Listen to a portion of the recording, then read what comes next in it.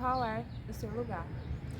Pense nos vários lugares que você já visitou e em qual deles você moraria, seja a curto, médio ou longo prazo. Eu tive a oportunidade de visitar vários lugares, graças a Deus, e em todos eles eu pensava se eu moraria ali ou não. E quando a gente pensa isso, a gente leva em consideração vários fatores, como por exemplo, o clima, os estabelecimentos, a estética do lugar, possibilidades de entretenimento. As pessoas nem tanto, porque eu sempre gostei de conversar, de conhecer pessoas. E em boa parte desses lugares, para não dizer praticamente todos, eu dizia, facilmente eu moraria aqui.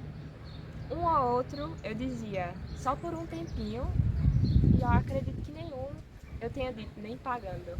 E gostando de morar ou não, seja por um curto, médio ou longo período de tempo, eu cheguei em um lugar em que eu não queria morar e que eu não sabia quanto tempo eu iria ficar. Conversando com Deus em uma das minhas orações, eu disse: Deus, eu não quero ficar aqui, nesse lugar, não me sinto bem aqui, não me sinto feliz aqui, esse lugar não é para mim. Quando afinal eu vou encontrar o meu lugar, um lugar que eu vou ter prazer em morar, qual é o meu lugar? E tempos depois a resposta veio. Muito tempo depois. Relacionamento com Deus eu sempre peço para que Ele me revele algo dele que eu ainda não conheço.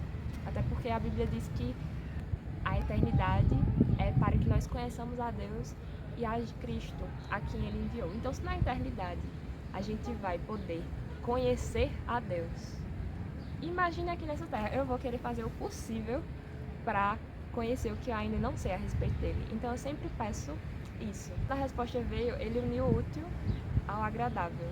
E foi quando eu estava escutando um louvor. O nome é O Melhor Lugar do Mundo. O melhor lugar do mundo é aos pés do Salvador. É ali onde a esperança traz alívio ao sofredor.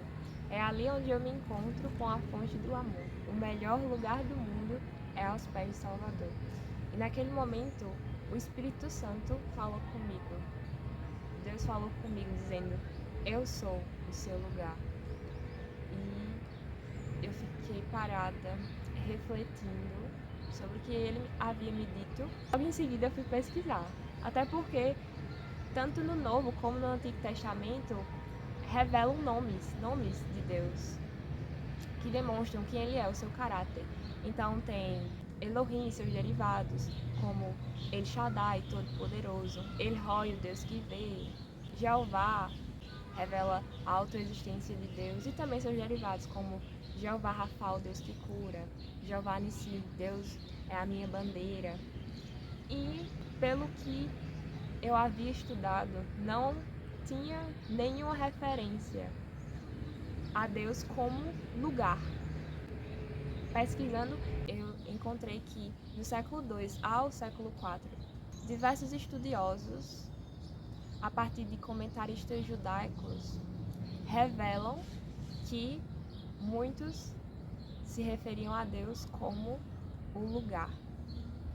E versículos bíblicos me chamou a atenção, dentre os diversos que eu encontrei. Inclusive eu vou deixar aqui embaixo o link para caso você queira se aprofundar. E o verso que eu vou ler está lá em Gênesis capítulo 28, verso 11, que diz assim: chegando a determinado lugar, parou para pernoitar, porque o sol já havia se posto. Esse versículo, ele se refere a Jacó, que estava fugindo logo após ter enganado seu pai, tomando a primogenitura do seu irmão. E o lugar que Jacó chegou era um lugar de culto, um lugar sagrado. Não era mais um lugar físico de culto sagrado.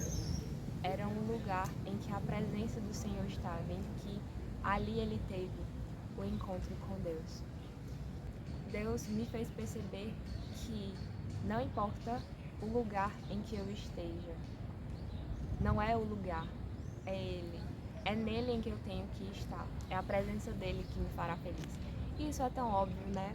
Mas às vezes por conta das circunstâncias, a gente nem acaba percebendo. E o óbvio também precisa ser dito. Passe a valorizar ainda mais a presença de Deus, o próprio Deus, porque Ele, que nem a imensidão do céu é capaz de conter, se limitaria a estar, a se fazer presente no lugar em que eu estivesse. Logo, eu nem passei mais a me importar com o lugar, com a localização, desde que Ele estivesse comigo. E eu sabia que Ele iria estar.